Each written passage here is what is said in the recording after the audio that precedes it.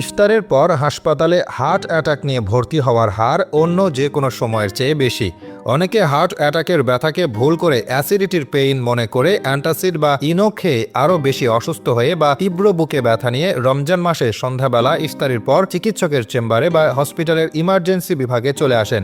ECG করার পর বোঝা যায় যে ওনার হার্ট অ্যাটাক হয়েছে এবং ততক্ষণে জটিলতা বেড়ে যায়। যে কোনো ভারী খাবার দাবারের পর হার্ট অ্যাটাকের ঝুঁকি বেড়ে যায়। প্রচুর খাবার একসাথে খেলে সেগুলোকে সামাল দেওয়ার জন্য পাকস্থলীতে তার কাজ অনেক বেশি বাড়িয়ে দিতে হয়। বেশি কাজ মানেই বেশি শক্তি। এই অতিরিক্ত শক্তির জন্য তার রক্ত দরকার হয় বেশি, কিন্তু এই রক্ত সে পাবে কই? তখন হার্টকে স্যাক্রিফাইস করতে হয় বেশ খানিকটা রক্ত। আর ঠিক তখনই ঘটে যেতে পারে দুর্ঘটনা। রোজায় সারাদিন না খেয়ে আমরা স্বাভাবিকভাবে বেশ ক্ষুধার্ত থাকি। ব্রেন বারবার সিগন্যাল পাঠাতে থাকে, খাবার দাও, খাবার দাও। টেবিলে সাজানো সুস্বাদু সব খাবার ব্রেনের সিগন্যালের ফাঁদে আমরা খুব সহজেই ধরা পড়ে যাই। গোগ্রাসে প্রচুর খাবার গিলতে থাকি। তারপর আমাদের অজান্তেই শরীরের মধ্যে চলতে থাকে আন্তঃপ্রতিবেশী রক্ত আদান প্রদান। কখনো কখনো হজম প্রক্রিয়াকে ত্বরান্বিত করতে শরীরের বিভিন্ন অর্গান বা অঙ্গ থেকে স্টোমাক বা পাকস্থলীর দিকে রক্ত ডাইভারশন হয়।